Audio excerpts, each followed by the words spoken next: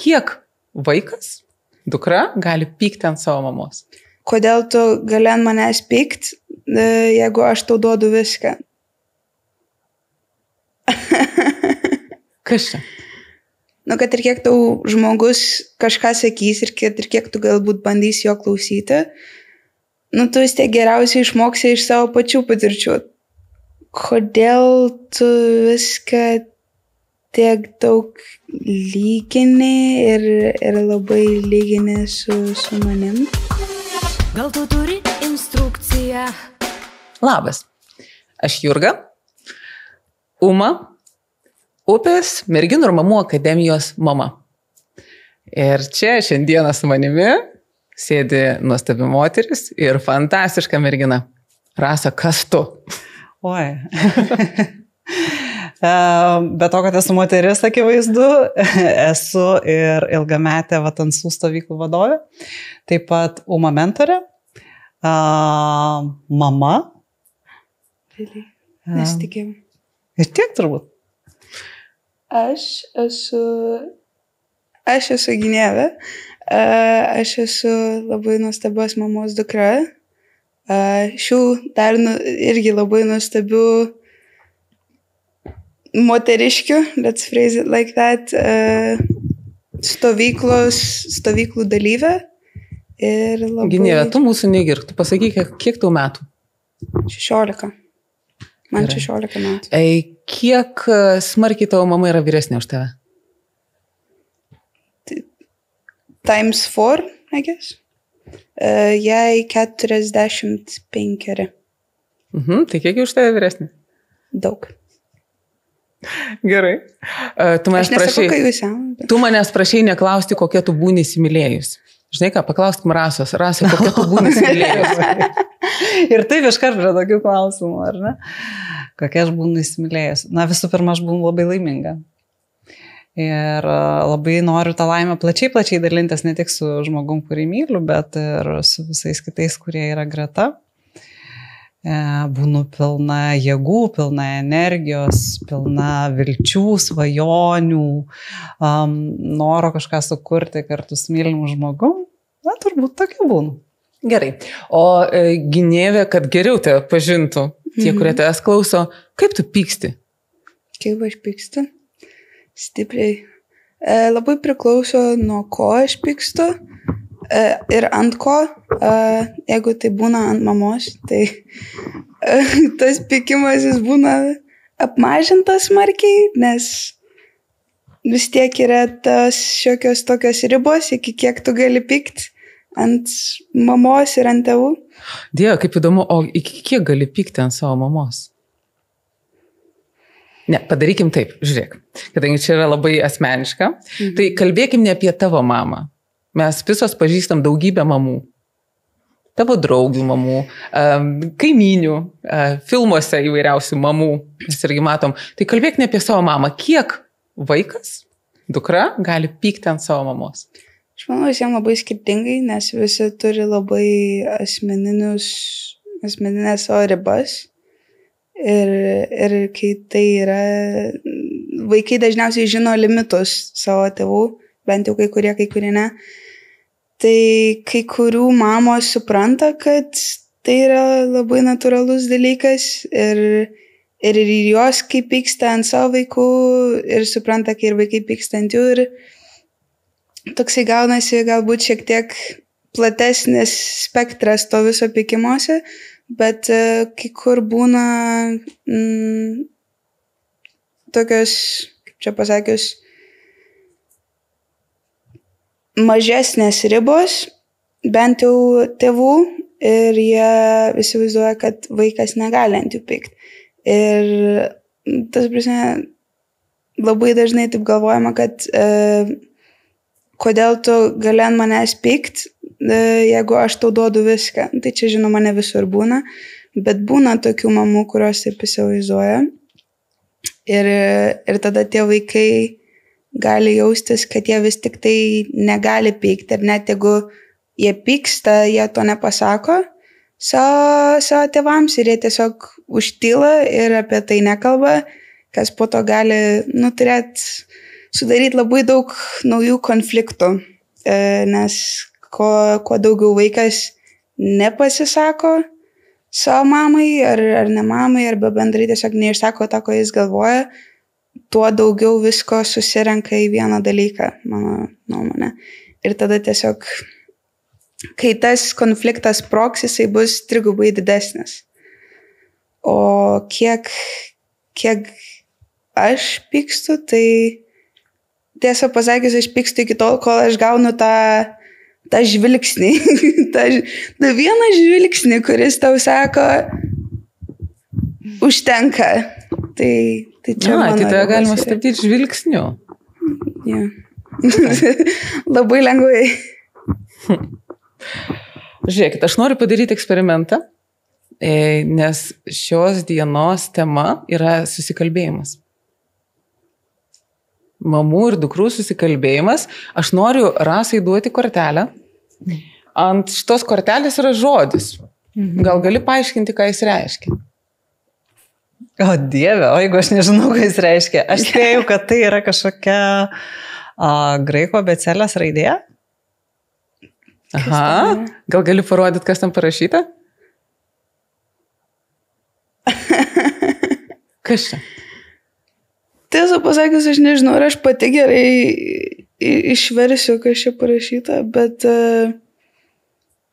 mūsų kartoj tai dažnai naudojamas kaip išsireiškimas labai tokiam būt didžiam alfa, tokiam kaip ir dažniausiai vyrams taikomas, bent jau pas mane. Taip apibūdinamas alfa vyras visame savo gražume. Kažkas tokio. Teisingai sakau? Aš nežinau. Rimtai? Pasirodo rimtai. Pasirodo rimtai. Čia toks. Tai mes turime planą padaryti visą didžiulį žodyną, kad padėtume mamoms ir dukroms susikalbėti, arba bent jau mamoms leisti suprasti, ką jų dukros sako, apie ką jos kalba, ar jos, sakydamas vieną ar kitą žodį, yra laimingos ar nepatenkintas. Bet iki kol mes tai padarysim, mes šiandien norėtume, Ginėve, tu šiandien mūsų ekspertas. Gerai, tu esi ekspertinė grupė, mes čia tik tai tau šiek tiek padedančios moterys. Mes šiandieną norim išsiaiškinti, ar tiesa, kad žmonės sako, jog mamoms ir dukroms dažnai reikia specialaus vertėjo. Ir labai dažnai išreiškiama mintis, kad paauglystė tai iš viso toks laikas, kada be vertėjo nesusikalbėsi, o dar tėčiai su mamomis, tėčiai su dukromis dar šiaip ne taip vienas kitą supranta, o vat mamos turi reikalų.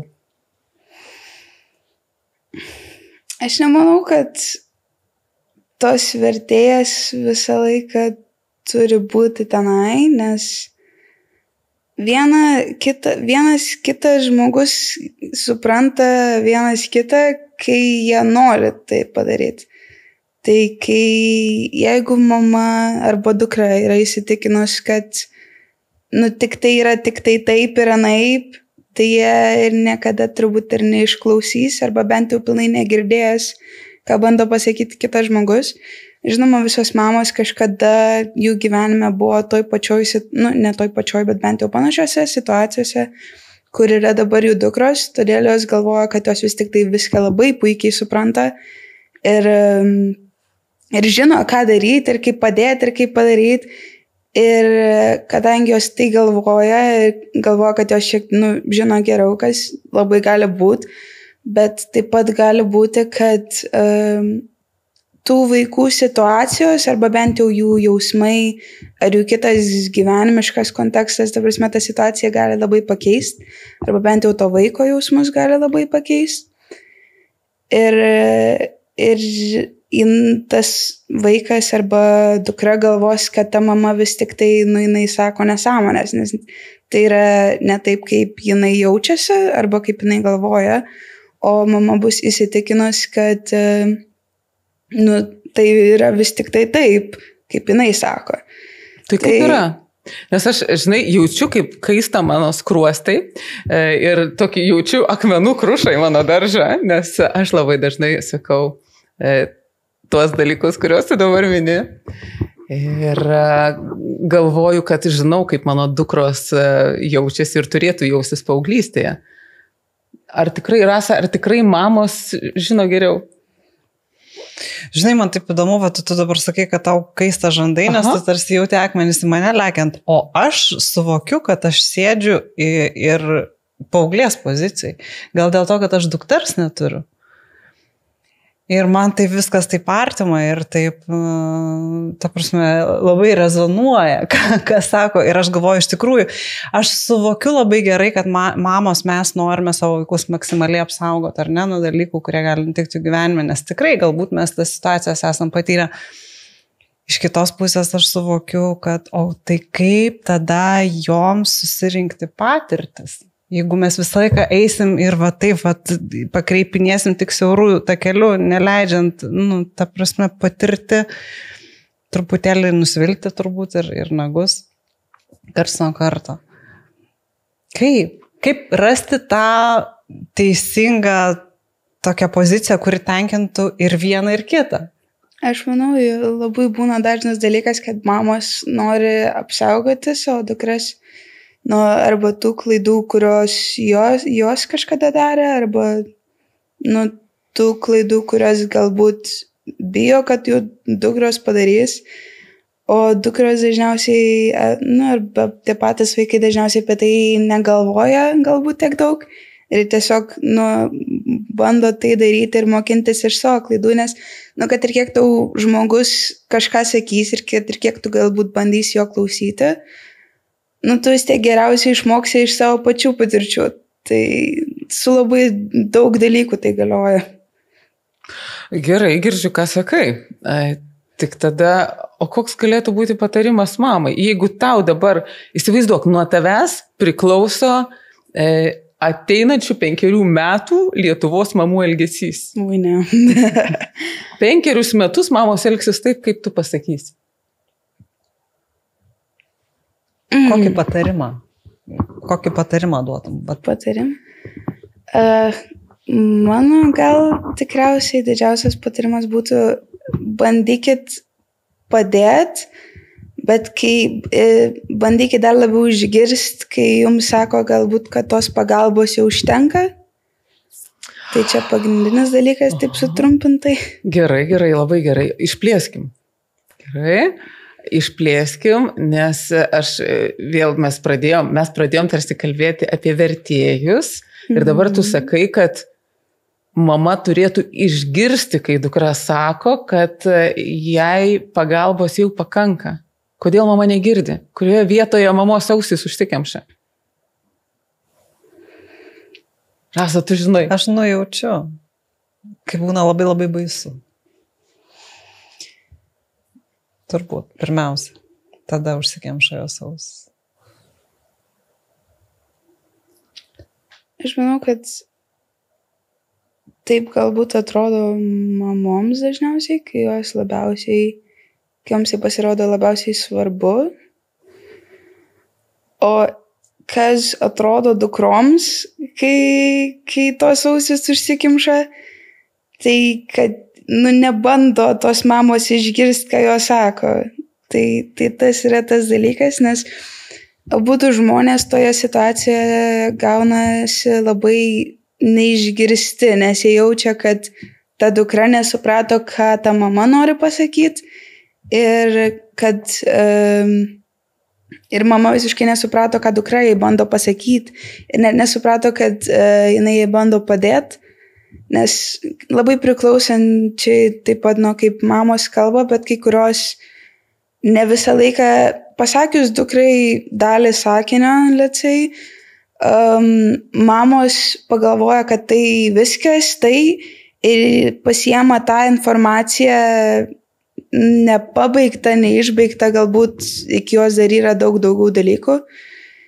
Ir kartais labai priklausomai nuo situacijų arba ją priima labai asmeniškai, kad tarsi ta informacija yra tiksliai jai taikoma, arba pradeda visokių dalykų daryti kaip lyginimų, pavyzdžiui, nes mamos turi daugiau visų tų patyrimų visokių ir žinoma, jos galbūt ir žino geriau, bet jos taip pat pradeda lyginti, kaip būdavo joms anksčiau ir kaip dabar yra jų dukroms realiai. O tu manai, kad nesiskaito? Kad kas nesiskaito? Ar tu manai, kad jų patirtis nesiskaito? Kodėl jos neturėtų lyginti? Aš manau, kad jų patirtis labai skaitosi, bet dalykas yra tame, tos dukros, jos neturi tos patirties, kurią jūs kažkada turėjote. Ir kai jūs jai bandote paaiškinti, kiek daug aš dėl tavęs darau ir pažiūrėk, kiek aš to neturėjau, o tu tai turi, tos dukros jos dažniausiai supranta, kiek daug jos turi. Ir iš tikrųjų, kad jos yra labai dėkingos už tai, ką jos turi, bet jos niekada tikrai nesupras to, ko jūs neturėjote, arba ką ir kaip turėjote kitaip.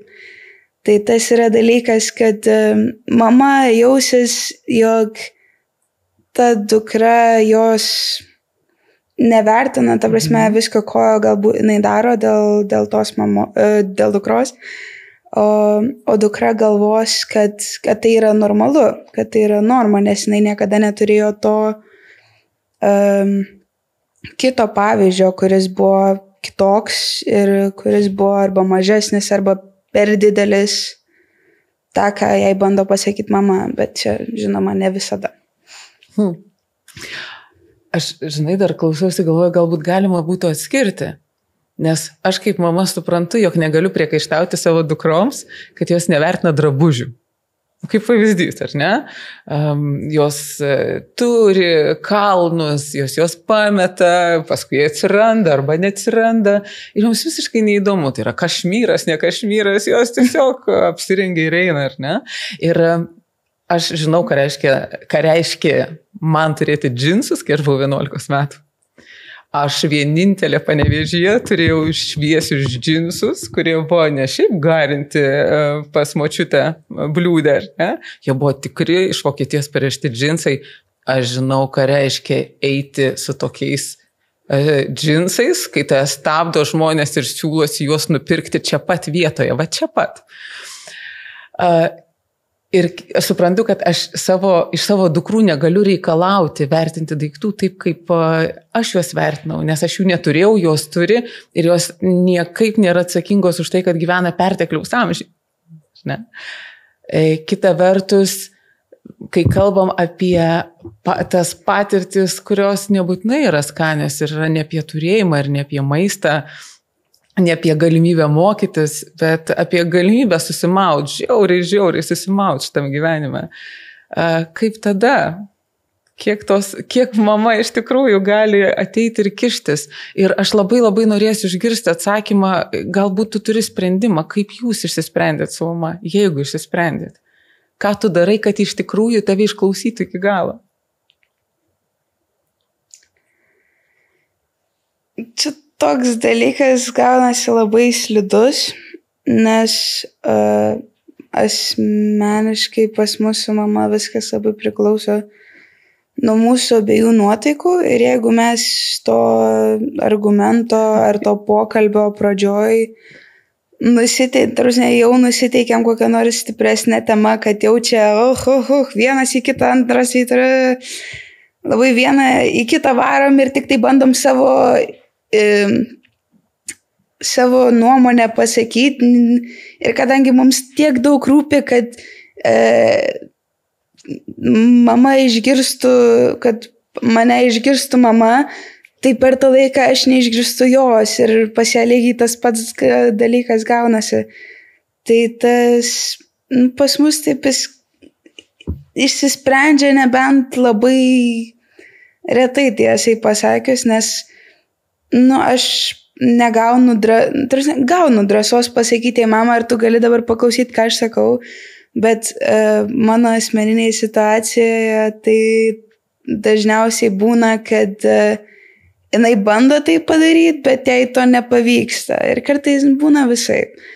Bet dažniausiai, kai mes kažką išsisprendžiam, tai kai mes iš tikrųjų esame labai geroj, kaip ir santykių vietoje, kai nebūna jokių argumentų, kai nebūna jokių dvejetų ar tenai, kai nebūna sunervinta po darbo mama ir kai mes nueinam kur nors, pavyzdžiui, atsisėsti į kavinę, mes tai kartais darome tokį kaip mommy-daughter dates, sort of.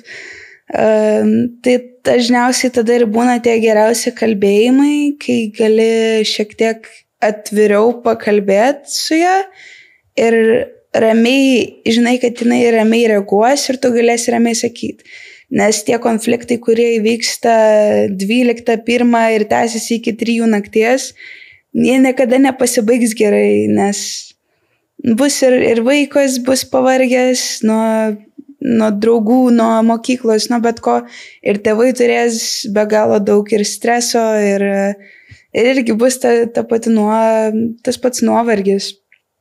Tai tiesiog kai kalbame tokiu metu ar tokiom sąlygom, kai kažkas atsitinka va čia, va ir dabar, tai tie konfliktai dažniausiai niekada neišsisprendžia ir pasibaigia ties tuo, kad dukros dažniausiai galvoja, gerai, man neverta čia dabar šitose sąlygose man apie tai kalbėti, nes tu vis tiek manęs negirdi.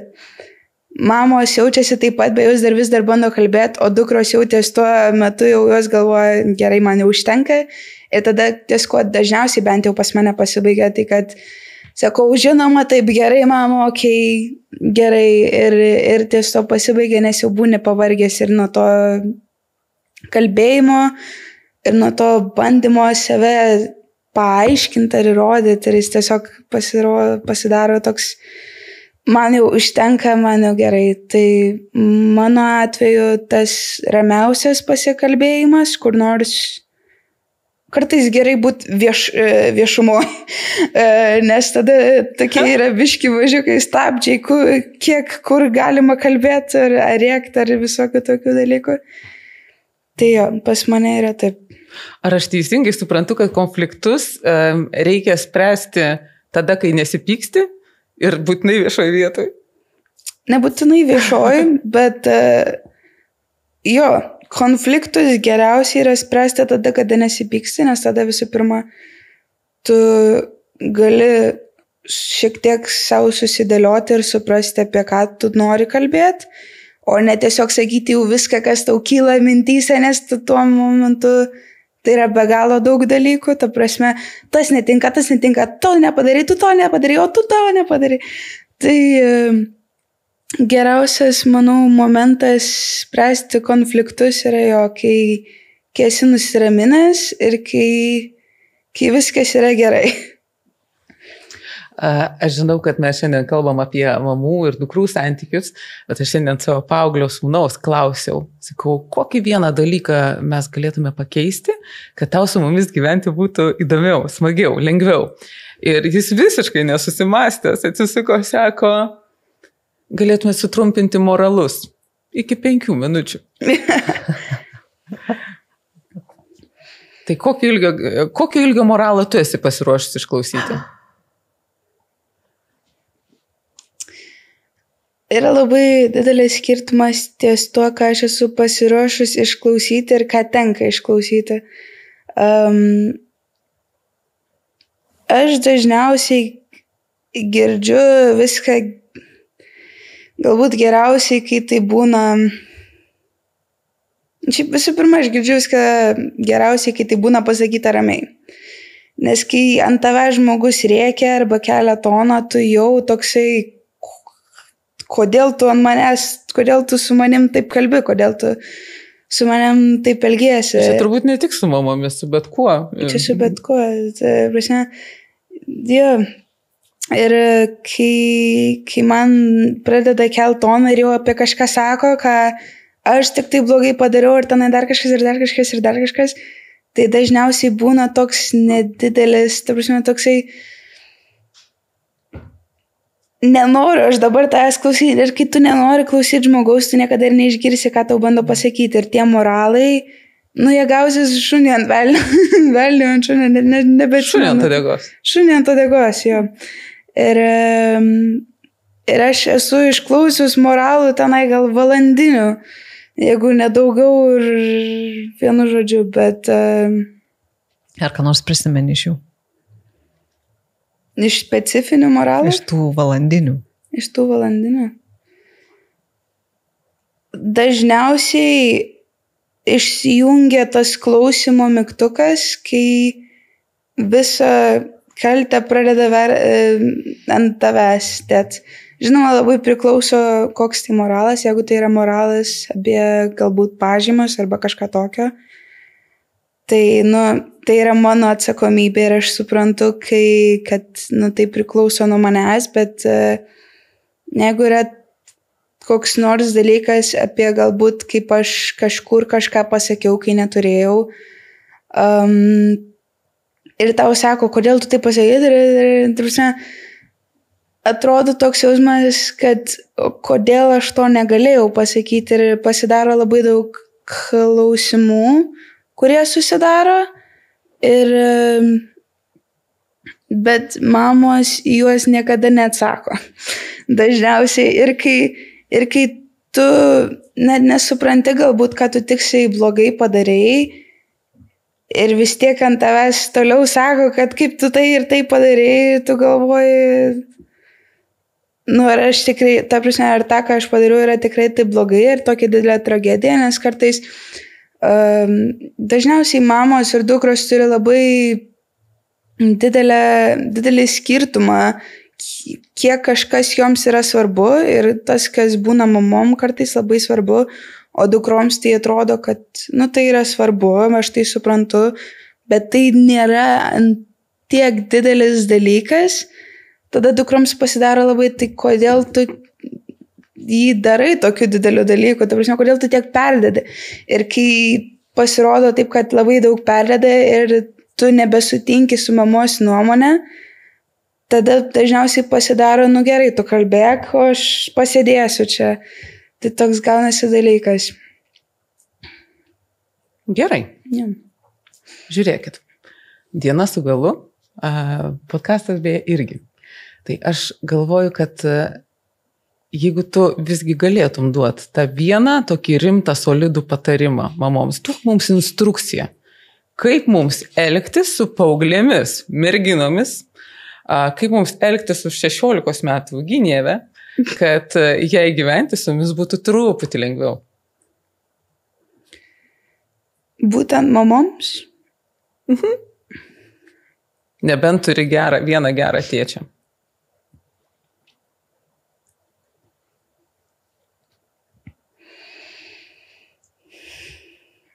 Aš manau, kas labai gali būti svarbu mamoms, tai skirti laiko visų pirma dukroms, nes tas mamų ir dukrų santykis, jis yra vienas ir vienintelis, tu jo nepakeisi, tu nuo jo nepabėgsi ir net jeigu ir dukra sako, ne, aš neturiu, aš tam laiko, aš neturiu kada, ta prasme,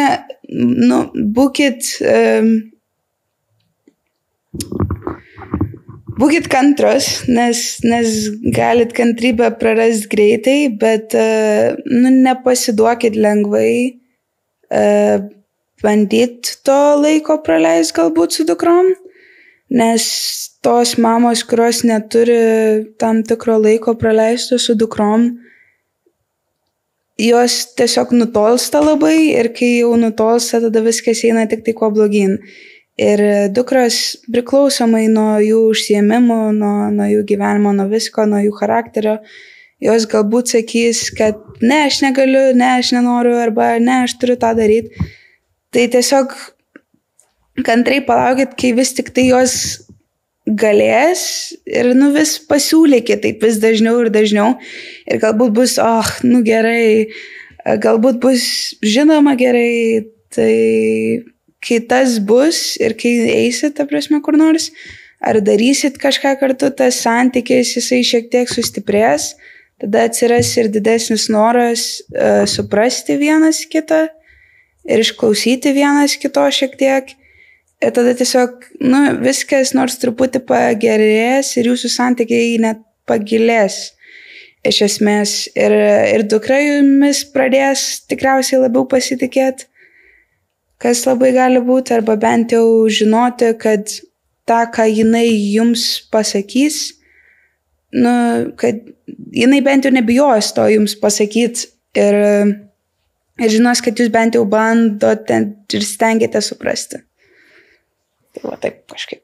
Toks solidus patarimas. Pats paskutinis trumpas klausimas.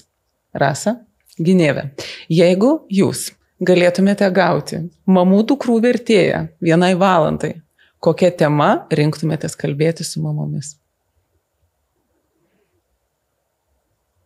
Jūs pirmą. Aš pirmą. Nereikia plėstis, tiesiog kokia tema? Jo, aš tai mamos labai atvirai pasakysiu, tiesiog paklausiau, kodėl jinai manęs nepaleidžia iki šiol. Labai norėčiau, kad paleistų.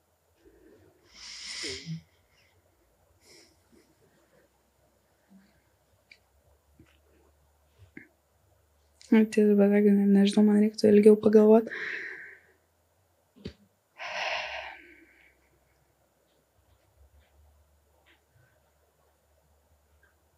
Čia reikia galvoti. Mes išlauksim. Gerai. Tu mus pažįsti, mes išlauksim.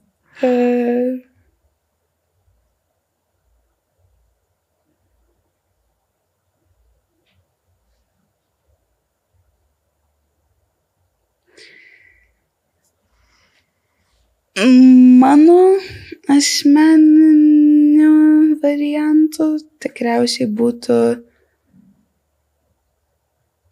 kodėl tu viską tiek daug lygini ir labai lygini su manim, nes, trumpai paaiškinus, dukrom visiems vaikams nelabai patinka būti lyginant, jie žino savo situaciją ir jie nelabai žino pilnai jūsų situacijos. Ir kai jūs tos 2 dalykus sudedat į vieną, mums tai atrodo, bet dabar kalba eina apie mane. Tai mano, tai galbūt klausimas būtų toks, nors... Tavo tema būtų lyginimo, ar ne? Lyginimo ir nelyginimo. Teisingai? Ir nedrabužių. Ir perdėjimo. Gerai, labai ačiū. Iš ties, aš noriu pasakyti, kad labai laukiam klausimų. Turim fantastišką ekspertų komandą. Turime daugybę nuostabių merginų, kurios yra pasiruošę atsakyti į pačius įvairiausius ir kartais netokius patogius ir netokius malonius mamų ir tėčių klausimus. Mes labai norim, kad jas išgirstumėt. Ačiū ir iki kito karto. Gal tu turi instrukciją?